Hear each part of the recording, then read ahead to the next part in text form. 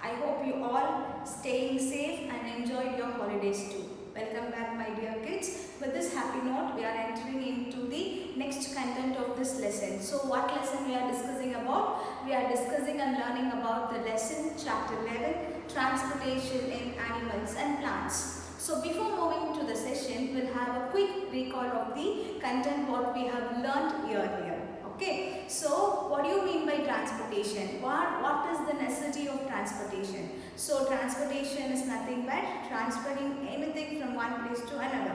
So here we are learning about the essential materials which is needed for our body and how it is going to be transported. So when you talk about transportation, two important organ systems involved in the process of transportation. One is circulatory system, another is excretory system. So why it is necessity for transportation? So when you take in food, you get energy. This energy should reach each and every cell of our body. So when you accumulate waste from your body, it should be excreted. If you take in oxygen, it should reach all parts of your body. For all these things, there is a necessity of transportation. How does it happen? It happens with the help of circulatory system and the excretory system. So last session we are discussing about the circulatory system. What are the parts of circulatory system? We have blood vessels and the heart. Yes. So last class we discussed about the blood. Blood is a fluid tissue which is liquid and it has a solid cells also. What is the liquid part of the blood? It is plasma. What is the solid parts of the blood? It is blood cells. What are the three types of blood cells we have? RBC, WBC and platelets. RBCs are also called as erythrocytes. WBCs are also called as leukocytes. Yes, and platelets are also called as thrombocytes. What are the functions of these three cells?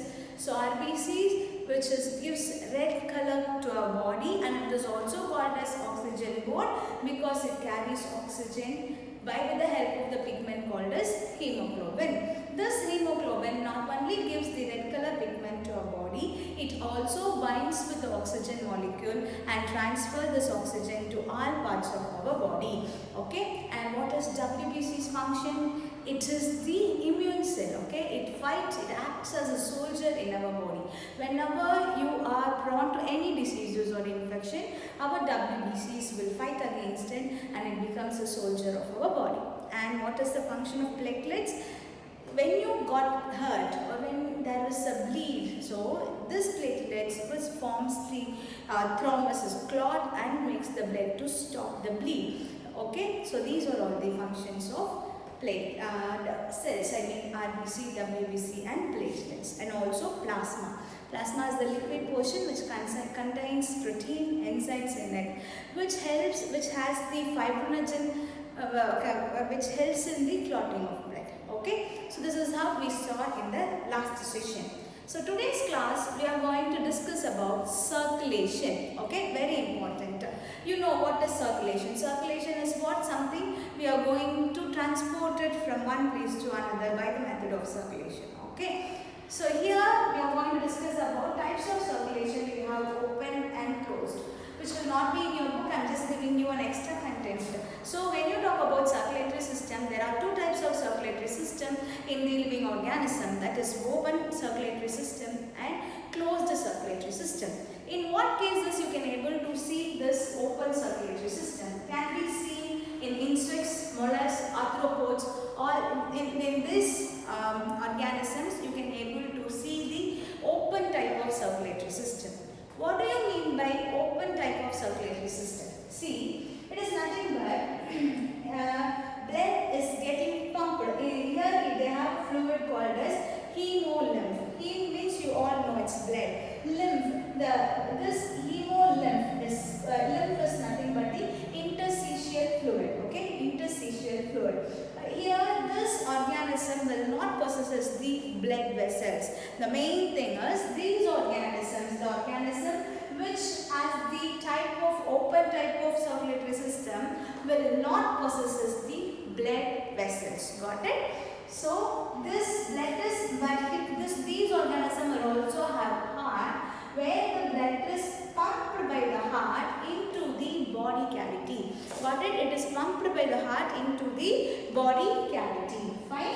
So this hemolymph, what it will do, the body cavity blood will also be there, the lymph will get mixed, so the amount of lymph fluid, interstitial fluid will be more, and that is not supplied by the blood vessels because there is lack of blood vessel. So this this fluid, interstitial fluid is present in the body cavity. Got it, all of you? So insects, mollusks, arthropods are the examples of open type of circulatory system. You have to just know about it. You will be studying in your higher classes in detail. That you should know we have two types of circulatory system, open type of circulatory system and closed type of circulatory system. So now let's move to the closed type of circulatory system, which is commonly seen in human beings, okay? Like in vertebrates and also in some invertebrates also. Okay, so here this blood is enclosed in the blood vessels. So in closed type of circulatory system,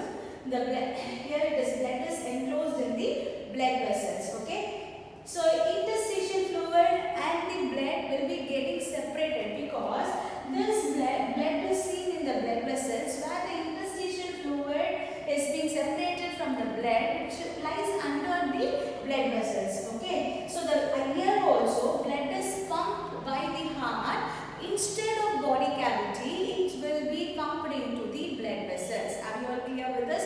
In case of open type, there is no blood vessels, so the blood is pumped into the body cavity. In case of closed system, it has blood vessels where the blood is pumped by the heart through the body cavity, blood vessel instead of body cavity. Are you all clear with this? So in closed type of circulatory system, blood is enclosed in the blood vessels found in vertebrates and in some invertebrates. The interstitial fluid here is, this is here also lymph will be present. Okay, lymph is present in all the organisms, whereas here it is being separated from the blood. Okay, so here also blood is pumped by the heart through the blood vessels. Clear, all of you? Now let's move on to the type of circulatory system in human beings. So what type of circulatory system is seen in human beings? That is closed circulatory system. Okay, it has our heart has 4 chambers. You have learnt in your lower classes itself. Yes, our heart has 4 chambers. That is 2 auricles, which is right auricle and left auricle, and also 2 ventricle, which is right ventricle and left ventricle. Okay. So why do we need two auricles? Why do we need? Why not one is not enough? See, why do we need two auricle and two ventricle? Is it prevents these chambers will prevent the mixing of oxygenated blood and deoxygenated blood.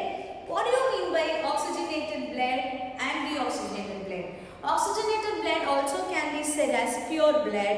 Deoxygenated blood can be also say as impure blood. Okay, what do you mean by pure blood and impure blood? So nothing, very simple. Pure blood is oxygenated blood where the amount of oxygen molecule will be more when comparing to the deoxygenated blood. So pure, in case of pure blood, the oxygen molecule will be more. In case of impure blood, the amount of carbon dioxide will be more. So this is what it is called as oxygenated and deoxygenated blood. So this 4 chambers, what they are going to do, it will prevent the mixing of oxygenated blood and deoxygenated blood. Clear, all of you? Now, what will exactly this auricle and ventricle is going to do? See, normally auricles will receive the blood. Okay, to make you to understand clearly, A for auricle, they will receive the blood. Head, okay, auricle will receive the blood. Ventricle will pump the blood. So ventricle, V-I-P, pump. Okay, you can able to remember it very easily. Auricle will receive the blood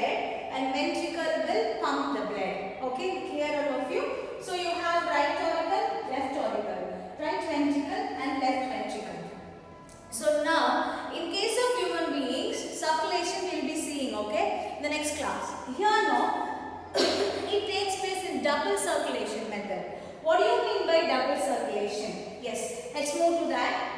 See, this is, assume it has our body, okay, and this is the diagram of our heart, and this is the lungs, okay. So now, what is the function of auricle? Auricle will receive the blood, okay. So our body will have the deoxygenated blood, okay. This will be received by the right auricle. Clear all of you? Right auricle will receive the deoxygenated blood. Now, this received deoxygenated blood will move to the right ventricle. What is the function of right ventricle? Ventricle will pump the blood, okay? They will pump the blood. So, this pumping, what happened? They will pump the deoxygenated blood to the lungs. Excuse me. So, deoxygenated blood will be pumped to the lungs.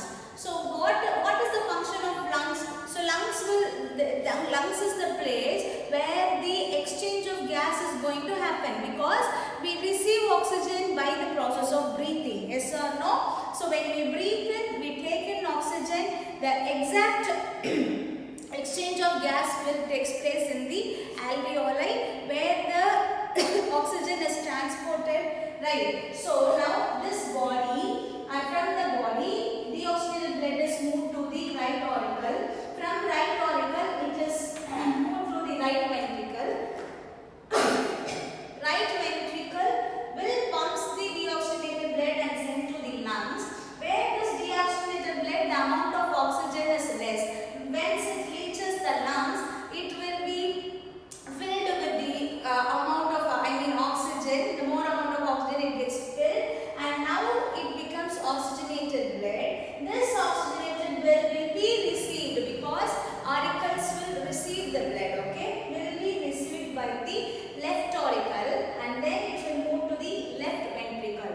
Left ventricle's duty is to pump the blood. So this left ventricle will pump the oxygenated blood to our body. So deoxygenated blood is also circulated. Oxygenated blood is also circulated. That is why here we have double circulation. Can you understand? Can you understand this? So let me explain you in more clear. See, we have 4 chambers. Assume it has a heart, okay? You have 4 chambers, right auricle, left auricle. The auricle will, what they will do? Receive air. Auricle will receive the blood. You have right ventricle and left ventricle. What does ventricle will do? Ventricle will pump the blood. Ventricle will pump the blood. Now, assume it has a body, your body, okay? Inside the body, heart is there and lungs, okay? Clear all of you? Now, from your body, deoxygenated, the blood which is rich in oxygen is being received by the auricle, where then it is sent to ventricle.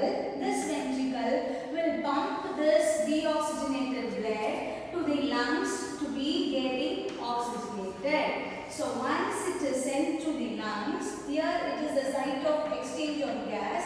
So this blood has been changed into oxygenated blood, because auricle will receive the oxygenated blood and pump to the left ventricle. What this ventricle will do? Pumps the oxygenated blood to the body. Clear all of you?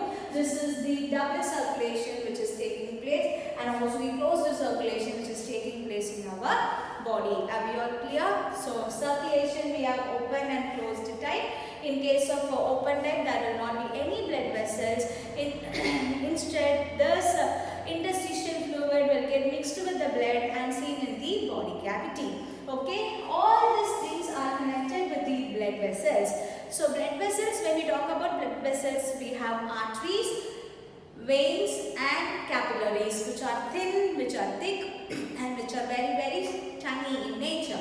So regarding the structure of heart and the blood vessels will be seen in the next class. I hope I don't want to make you too confused. So please go through the video properly. If there is any doubts regarding the circulation, double circulation method, kindly text or call me and ask for the doubts. Okay. I hope you are clear with this circulatory system. Okay. I mean the double circulation method. Okay, my dears. Thank you. Have a nice day.